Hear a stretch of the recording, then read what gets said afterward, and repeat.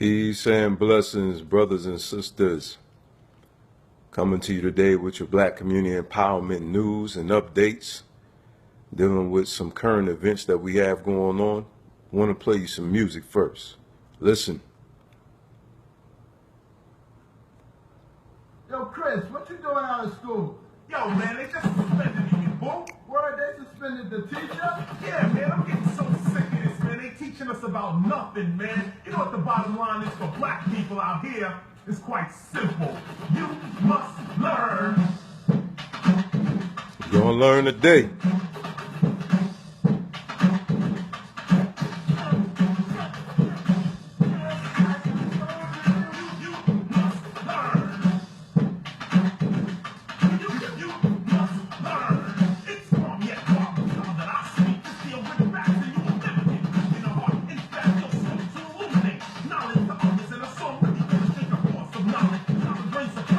Brother KRS-One is playing. What do you mean when you say I'm rebellious? Because I don't accept everything that you're telling us. What are you selling us? I hate a dwelling us. I sit in your unknown class while you're failing us. I failed your classes. I ain't with your reasoning. You're trying to make me you by seasoning. My mind with C.J. Run. See John walking a hardcore new look. Come on now, that's a chocolate cow. It doesn't exist, no way, no how. It seems to me that it's a school that's enemies. African history should be broke up studied, but it's not. Got to stop. C-spot, run, get spot, insulted to a black mentality, a black way of life, or a jet black family. So I include with one concern that you must learn. You're gonna learn today. You're gonna learn today. You must learn. Brother KRS-One, teacher teaches. So we're gonna deal with the issue here with the statement by Miss Betsy DeVos. Want to deal with that statement that she made in regards to our people being the pioneers of school of choice when we had no choice whatsoever. First of all, the statement makes no logical sense or historical sense. Let's deal with the backdrop of historical black colleges. My resource will be coming from the historical black college lifestyle.com website. That's one of my sources. Also, my other source will be coming from the U.S. Department of Education. You can find that website on www.ed.gov.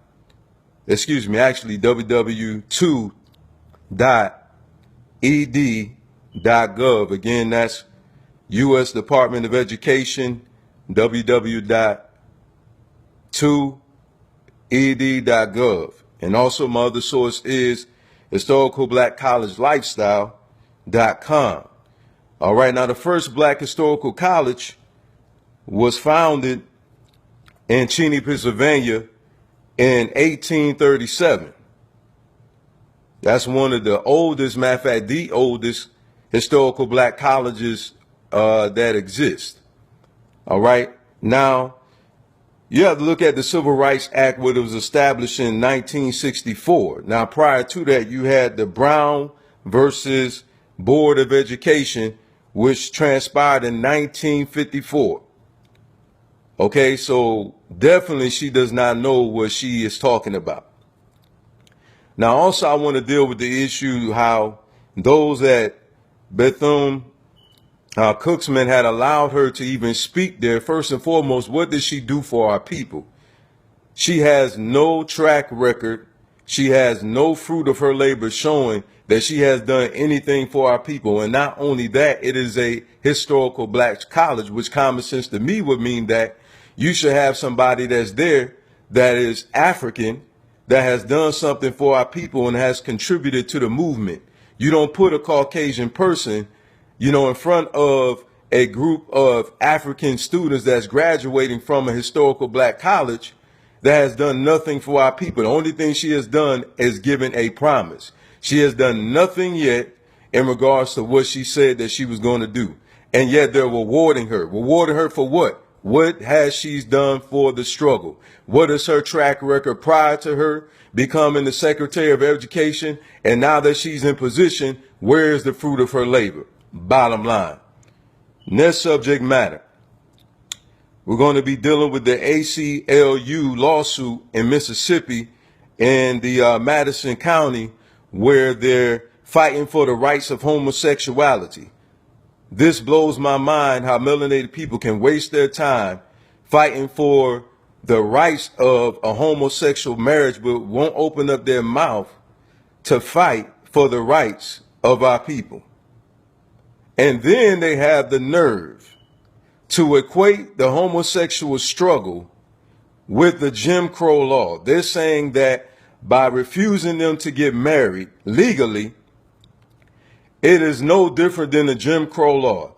These people have totally lost their mind. First and foremost, the struggle for equality in regards to ethnicity. We're talking about education. We're talking about employment. We're talking about economics.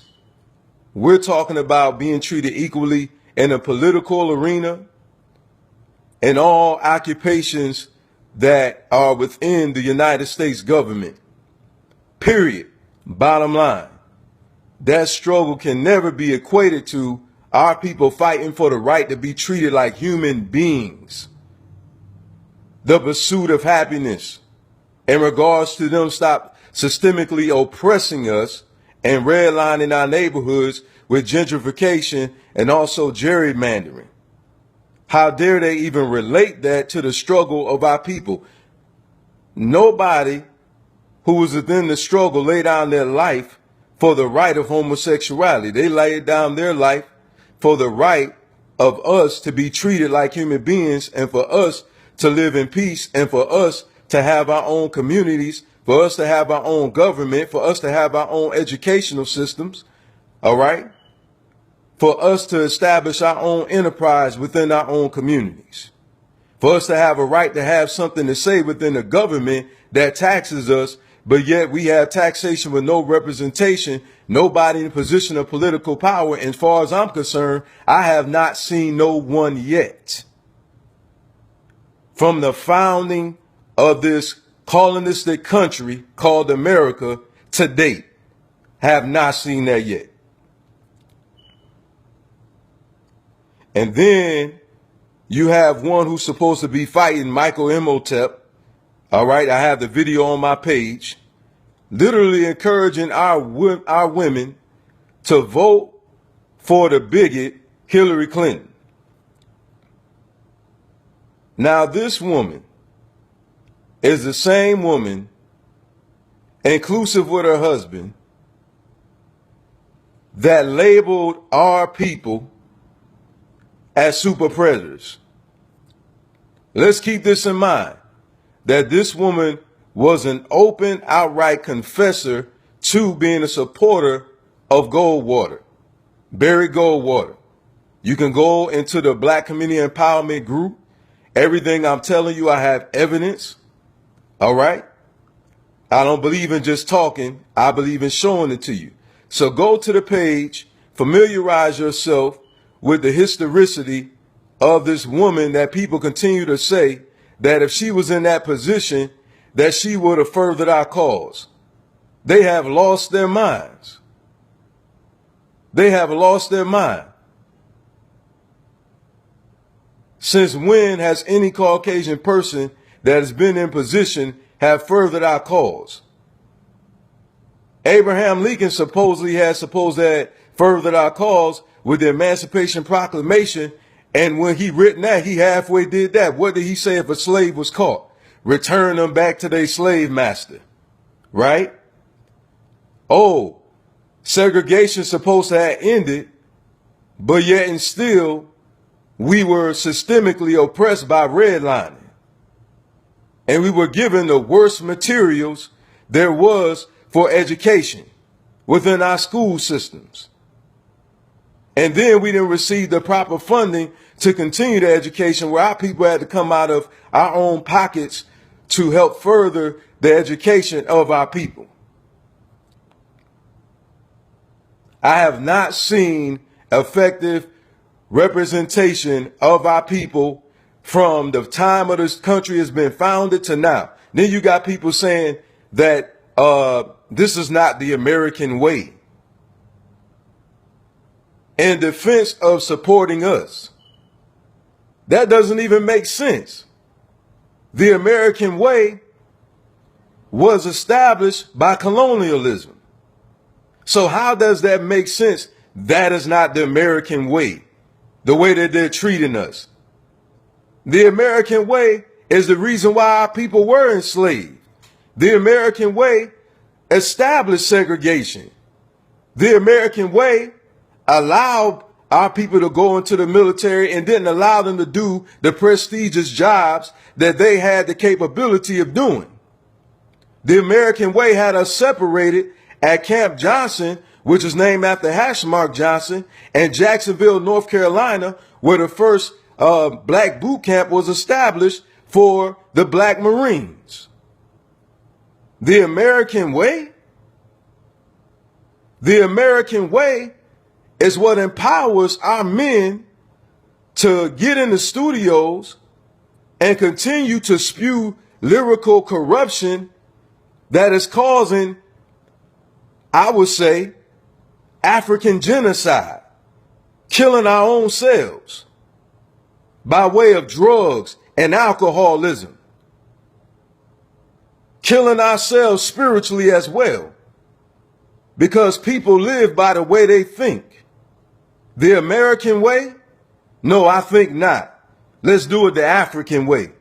Power to the people.